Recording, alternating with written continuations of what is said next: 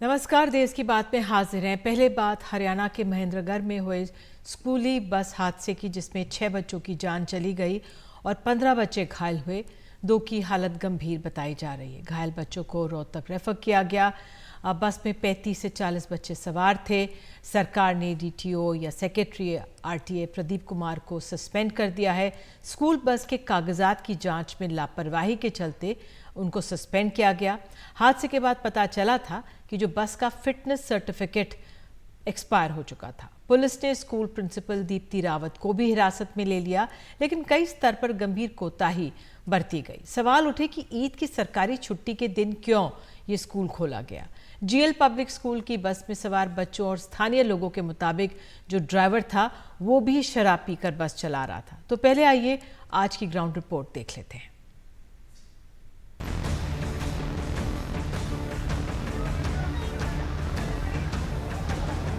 बस तहस नहस हो चुकी है, शीशे चकनाचूर हो चुके हैं। बस की हालत देखकर अंदाजा लगाया जा सकता है कि बस में जो बच्चे बैठे थे उनकी हालत क्या हुई होगी। चारों तरफ बच्चों का सामान बिखरा हुआ है, कहीं बैग पड़ा है, कहीं पानी की बोतल, कहीं लंच बॉक्स। चारों तरफ अफरा तफरी, चोट से कराहते बच्चे। लेकिन तस्वीरें ऐसी कि हम आपको दिखा नहीं सकते, क्योंकि तस्वीरें विचलित करने वाली हैं। बताया जा रहा है कि बस तेज रफ्तार में थी, ड्राइवर ने संतुलन खोया, बस एक पेड़ से टकराई और पलट गई। जिसने भी इस खौफनाक मंजर को देखा वो दहल गया। चारों तरफ चीख पुकार। आसपास मौजूद लोग फौरन मौके पर पहुंचे और बचाव का काम शुरू किया। हम तो स्कूल में थे जब ये एक्सीडेंट हुई, तो हमको पता चला जब हम उठाने आए हैं इस बस को। ठीक, ये अनबैलेंस हुई या कैसे क्या हुआ ये तो हम नहीं कह सकते, परंतु हम जब आए, जब ये एक्सीडेंट हुई, जब हम उठाए आए। कौन से स्कूल की बस थी? ये जीएल पब्लिक स्कूल की। सूचना मिलते ही मौके पर पुलिस प्रशासन भी पहुंच गया। फौरन बच्चों को अस्पताल पहुंचाने का इंतजाम किया गया। घायल बच्चों को अलग अलग अस्पतालों में पहुंचाया गया। 20 बच्चों को पास के ही एक अस्पताल में ले जाया गया, जिनमें से 4 बच्चों की मौत हो चुकी थी, जबकि एक ने वेंटिलेटर पर दम तोड़ दिया। 20 बच्चे आए थे हमारे पास, जिसमें 4 ब्रॉड डेड थे और एक बच्चा हमने वेंटिलेटर पर डाला और जिसकी 10-15 मिनट बाद डेथ हो गई। 15 बच्चों को हम काफ़ी इंजरी थी, उनको स्टिच वगैरह देकर हायर सेंटर रेफर कर दिया गया। एक परिवार तो ऐसा भी है जिसके 4 बच्चे इस बस में सवार थे। बच्चों के पिता उनकी सलामती को लेकर परेशान हैं। बस की हालत बहुत खराब थी सर। बस को देख के ऐसा नहीं लग रहा था कोई बच्चा बच्चा होगा।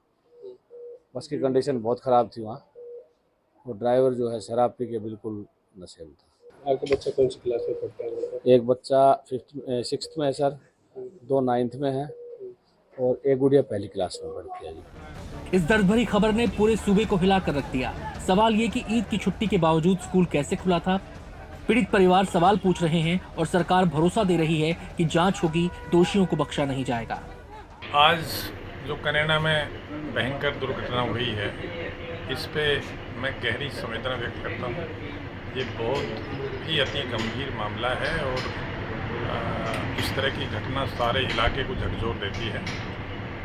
जिला प्रशासन के सभी विभाग इस पे लगे हुए हैं। सवाल कई हैं जिनके जवाब तो जांच पूरी होने के बाद ही मिलेंगे, लेकिन कुछ बातें शुरुआती जांच में पता चली हैं। पता चला है कि बस का फिटनेस सर्टिफिकेट एक्सपायर हो चुका था। ड्राइवर तेज रफ्तार में बस चला रहा था। ड्राइवर शराब के नशे में धुत था। हादसे को लेकर कई सवाल हैं। तफ्तीश शुरू हो चुकी है। उम्मीद करनी चाहिए कि जल्द से जल्द पूरा सच सामने आएगा, दोषियों पर कार्रवाई होगी और हादसे में जान गंवाने वाले बच्चों को इंसाफ मिलेगा। Bureau report, NDTV India. और आइए सुनते ट्रांसपोर्ट मंत्री का क्या कहना है हादसे के बाद। मैंने एक निर्देश दिए हैं उच्च अधिकारियों को, एक कमेटी बनाई है, जांच कमेटी, एक चंडीगढ़ के हमारे उच्च अधिकारी की अध्यक्षता में सारे पहलुओं की जांच करेगी। और हमने वहाँ लोकल डीटीओ को भी आदेश दिए हैं कि वो स्कूल के खिलाफ एक एफआईआर दर्ज करवाएंगे।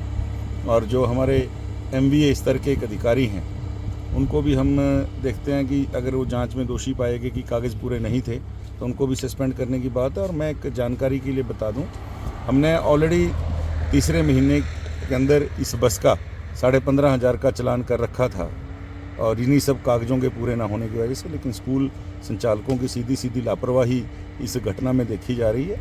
और मैंने अभी उच्च अधिकारियों को ये भी निर्देश दिए हैं कि सभी स्कूलों की, हरियाणा के सभी स्कूलों के जो व्हीकल्स हैं उनकी फिटनेस की जाँच कराएँ।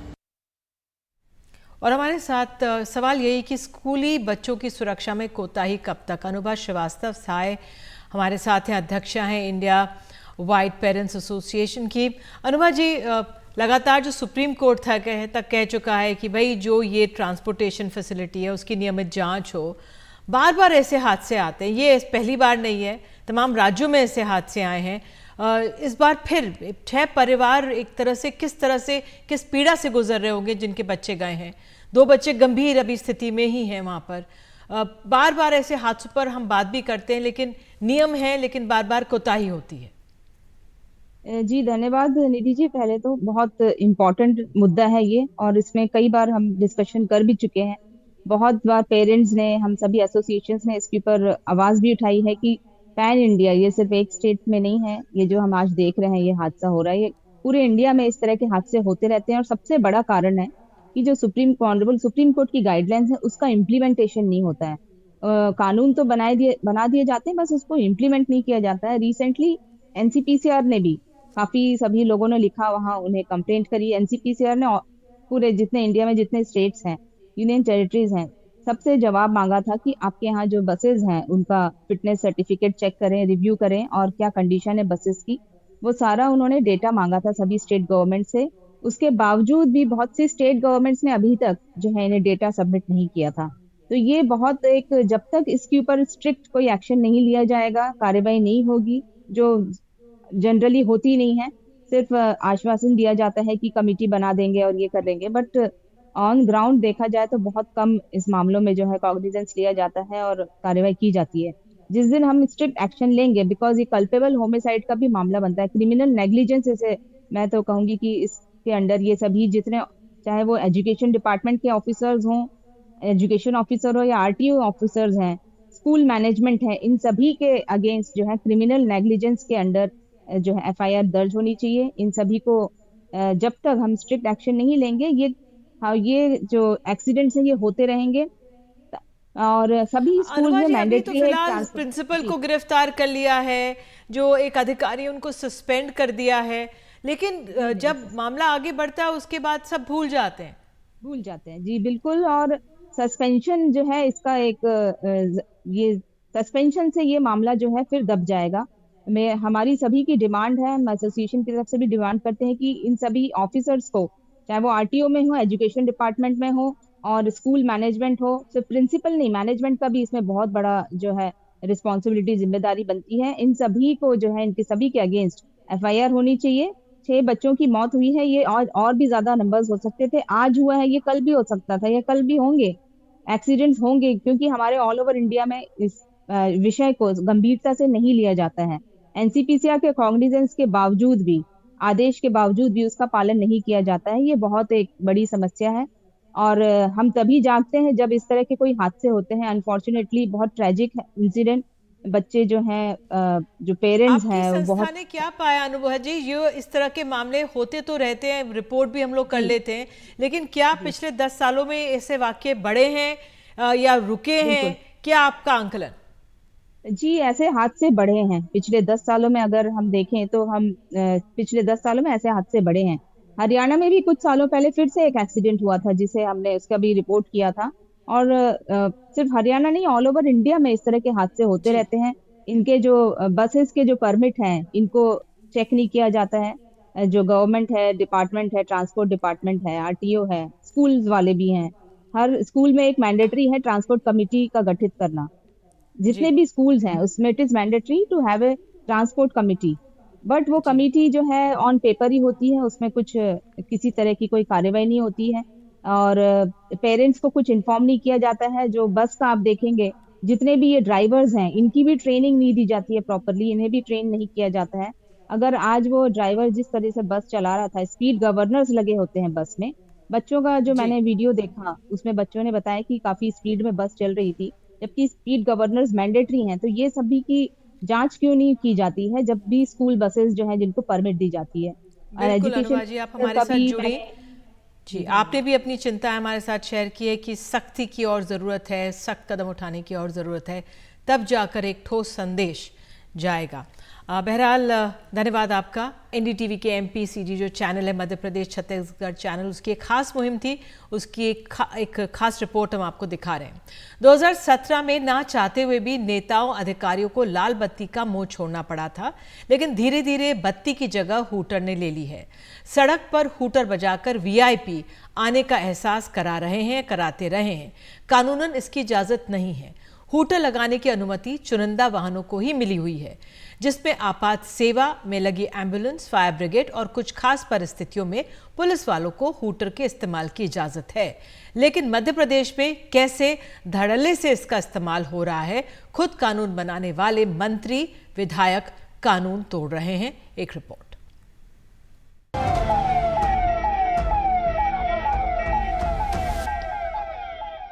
मैंने देखा आपकी गाड़ी पर हूटर नहीं है, पर फिर भी अभी कई लोग हूटर फॉलो कर रहे हैं और मोदी जी कहते हैं कि वीआईपी कल्चर को खत्म करना है। नहीं, मुझे इसके बारे में भी जानकारी नहीं है जिसकी तरफ आपने इशारा किया है। मैं एक बार समझूंगा, देखूंगा, फिर इस बारे में बातचीत। गाड़ी पर हूटर लगा हुआ है, ये अलाउड नहीं है नियमों के अनुसार।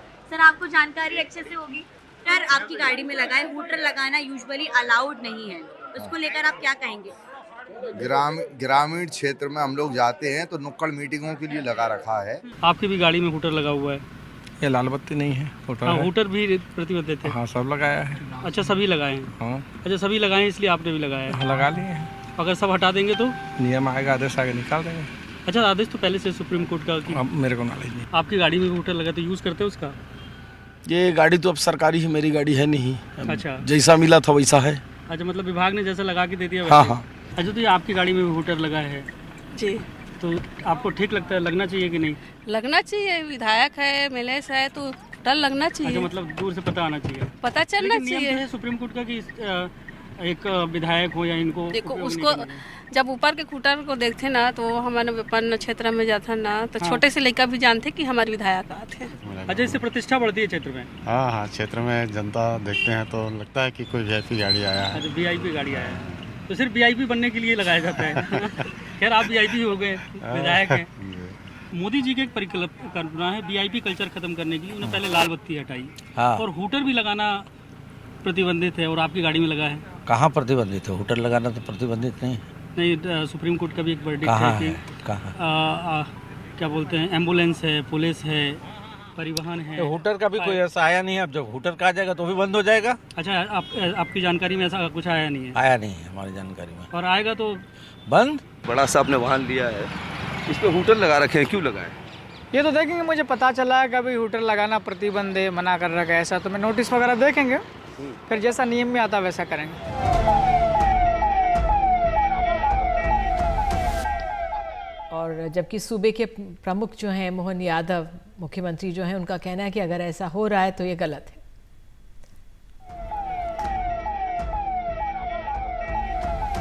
प्रधानमंत्री जी की आपने बहुत सारी बातें की और सबसे पहला जो उनका देश ने देखा था कि वीवीआईपी कल्चर को खत्म करने के लिए उन्होंने मना किया कि कोई मंत्री लाल बत्ती नहीं लगाएगा।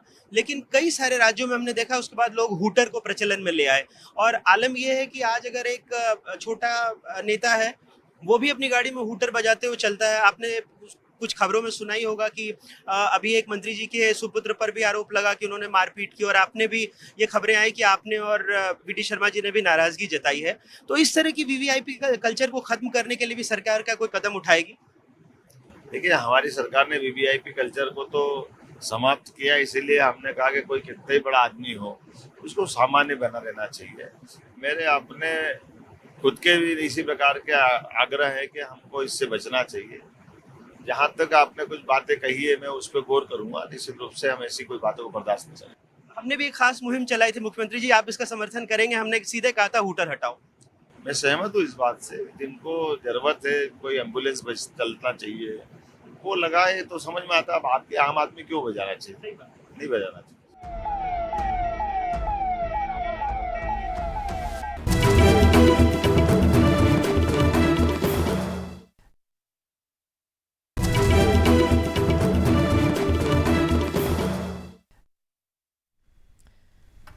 2024 के लोकसभा चुनावों में मायावती ने पहली बार राजनीतिक रैली की। नागपुर में बीएसपी की रैली में पार्टी प्रमुख मायावती ने अपनी पार्टी को लेकर कांग्रेस पर निशाना साधते हुए कहा कि अगर कांग्रेस कमजोर तबके के लोगों का पूरी ईमानदारी निष्ठा से भला करती तो हमें बहुजन समाज बनाने की जरूरत नहीं पड़ती।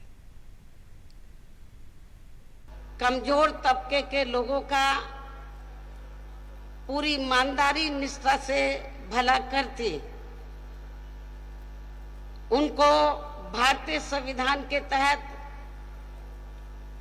जो दिए गए कानून है उनका पूरा लाभ उनको देते, तो शायद हमें बहुजन समाज पार्टी को बनाने की जरूरत नहीं पड़ती। प्रधानमंत्री आज ऋषिकेश में थे। उत्तराखंड यहाँ के IDPL खेल मैदान में चुनावी जनसभा को संबोधित करते हुए प्रधानमंत्री ने कहा कि एक बार फिर मोदी सरकार की गूंज सुनाई दे रही है। दूसरी तरफ आप राजस्थान की तस्वीरें भी देख रहे हैं। वो आज राजस्थान में करौली में भी गए। तो ऋषिकेश में प्रधानमंत्री ने कहा है कि दक्षिण भारत में भी बीजेपी को मिल रहा है अपार समर्थन। और राजस्थान के करौली में प्रधानमंत्री ने दलित, किसान और महिला पर खास फोकस रखा।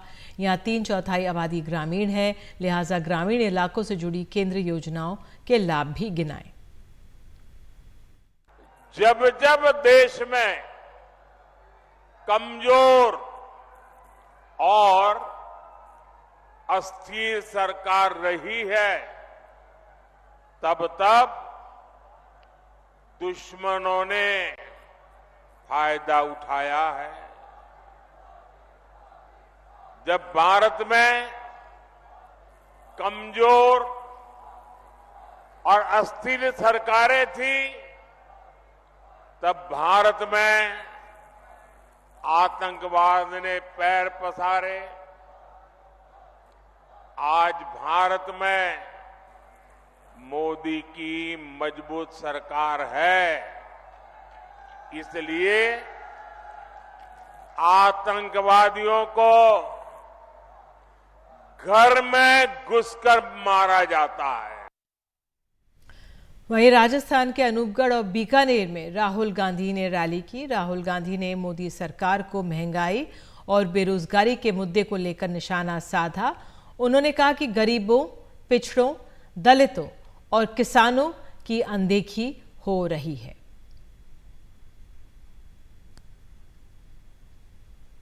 और मोदी सरकार पर महंगाई और बेरोजगारी के मुद्दे पर निशाना साधा। आइए सुनते हैं राहुल गांधी को। किसी से भी पूछो, यात्रा में मैंने हजारों लोगों से पूछा सबसे बड़ा मुद्दा कौन सा है, खट जवाब आता है बेरोजगारी सबसे बड़ा मुद्दा है। दूसरे नंबर पे कौन सा है? दूसरे नंबर पे महंगाई। दूसरे नंबर पे 90% लोग आपको कहेंगे पहले नंबर पे बेरोजगारी, दूसरे पे महंगाई।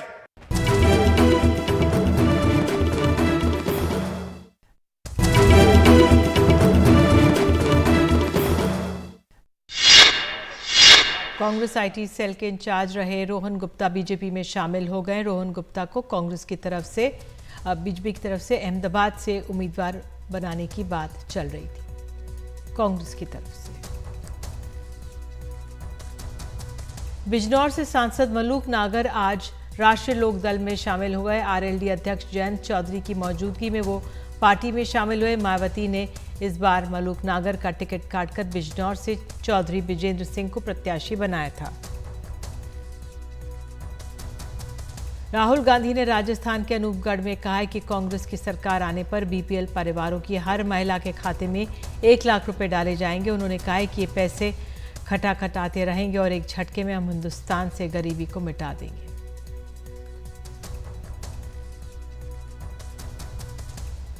बीजेपी की 11वीं सूची में सिर्फ एक ही नाम है। उत्तर प्रदेश के भदोही से डॉक्टर विनोद कुमार बिंद को उम्मीदवार बनाया गया है। यहां से बीजेपी ने मौजूदा सांसद रमेश बिंद का टिकट काट दिया।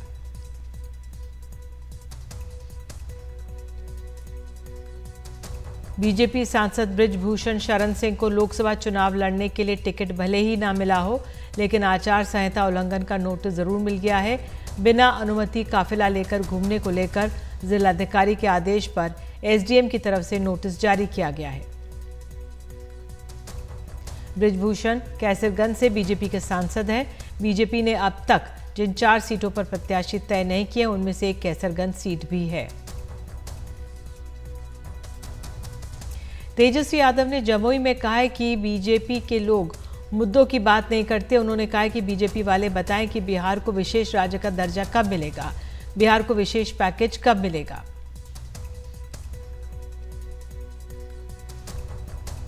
पटना में जारी की गई आरजेडी के 40 स्टार प्रचारकों की सूची में लालू यादव, राबड़ी देवी, तेजस्वी और तेज प्रताप यादव के साथ ही अब्दुल बारी सिद्दीकी, जगदानंद सिंह के नाम भी हैं। केंद्रीय मंत्री अश्विनी चौबे का कहना है कि कुछ लोगों ने उनके खिलाफ साजिश की है। बक्सर से जब उनका टिकट कटा है, हर दिन कहीं ना कहीं किसी न किसी बैठक में वो अपना दर्द जाहिर कर देते हैं। बीजेपी के राष्ट्रीय अध्यक्ष जेपी नड्डा ने कहा है कि लोग अगर विष्णुपद रे को जिताकर भेजेंगे तो अंडमान द्वीप समूह में कोई भी कच्ची छत के नीचे नहीं रहेगा। जेपी नड्डा ने पोर्ट ब्लेयर में एक रैली में कहा है कि प्रधानमंत्री मोदी ने 4 करोड़ पक्के घर बनाए, उनमें से 4000 पक्के घर अंडमान द्वीप समूह में भी बने हैं।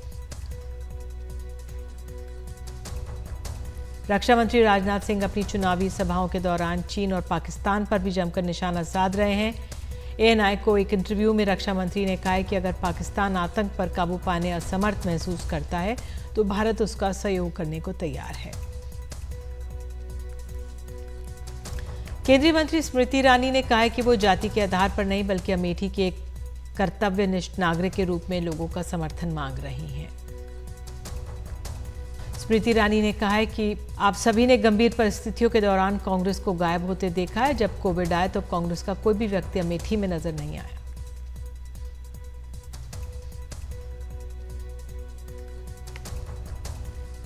मंडी लोकसभा सीट से बीजेपी की उम्मीदवार कंगना रनौत हर वोटर तक पहुंचने की कोशिश कर रही हैं। आज वो कुल्लू के बाजौरा इलाके में गई। ज्योतिरादित्य सिंधिया ने आज विपक्ष को आड़े हाथों लिया। उन्होंने कहा है कि जो लोग रामलला की प्राण प्रतिष्ठा का न्योता ठुकराते हैं, भ्रष्टाचारियों को बचाने के लिए वही लोग दिल्ली के रामलीला मैदान पहुंच जाते हैं। आरएलडी प्रमुख जयंत चौधरी ने कहा है कि उनका चुनाव चिन्ह नल है और बीजेपी का चुनाव चिन्ह कमल है। कमल को भी पानी की जरूरत होती है, कमल खिलेगा। उन्होंने बुलंदशहर में समाजवादी पार्टी के चुनाव चिन्ह साइकिल का नाम ना लेते हुए कहा है कि वो तो जनता के हाथ से फिसल ही रही है। केंद्रीय मंत्री अनुराग ठाकुर ने कहा है कि कई राष्ट्रीय क्रश होंगे और लेकिन राष्ट्रीय विश्वास की गारंटी केवल प्रधानमंत्री मोदी से मिलती है। त्रिपुरा में जो वोटर देख नहीं सकते और या शारीरिक तौर पर विशेष रूप से सक्षम हैं या बुजुर्ग हैं, वो घर से ही वोट दे सकते हैं। इसके लिए चुनाव आयोग के अधिकारी उनके घर पहुंच रहे हैं।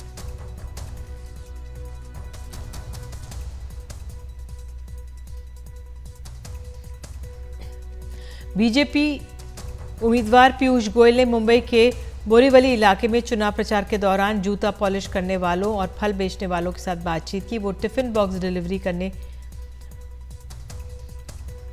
और आपको बता दें, लॉकेट चैटर्जी लोकसभा चुनाव लड़ रहे उम्मीदवार वोटरों के पास पहुंचने का कोई रास्ता नहीं छोड़ रहे। बंगाल में हुगली से बीजेपी उम्मीदवार लॉकेट चैटर्जी ने लोकल ट्रेन से चुनाव प्रचार किया। और पीयूष गोयल ने मुंबई के बोरीवली इलाके में चुनाव प्रचार के दौरान जूता पॉलिश करने वालों, फल बेचने वालों से बातचीत की। वो टिफिन बॉक्स डिलीवरी करने वाले संगठनों के पदाधिकारियों से भी मिले। तमिलनाडु के तिरुचिरापल्ली में वोटरों को जागरूक करने के लिए तरह तरह की कोशिशें की जा रही हैं। इसके लिए बागवानी विभाग ने फलों और सब्जियों का संदेश लिखा है और इन्हें डीएम कार्यालय में प्रदर्शनी के लिए रखा गया है।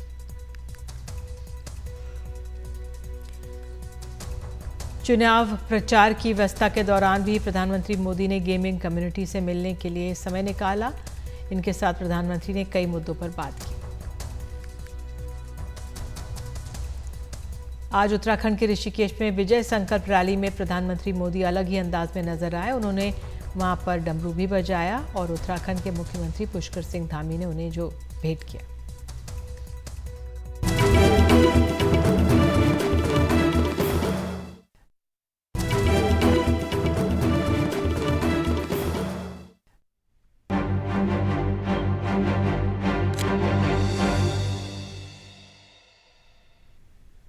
बात अमरोहा सीट की। एक बड़ा सवाल ये उठ रहा है कि पश्चिमी उत्तर प्रदेश में मुस्लिम मतदाताओं के मन में क्या है। खास तौर पर अमरोहा के मुस्लिम मतदाता इंडिया गठबंधन और बीएसपी के बारे में क्या सोचते हैं। अमरोहा में बीजेपी के कंवर सिंह तंवर, इंडिया गठबंधन के कुंवर दानिश अली और बीएसपी के मुजाहिद हुसैन चुनावी मैदान में हैं।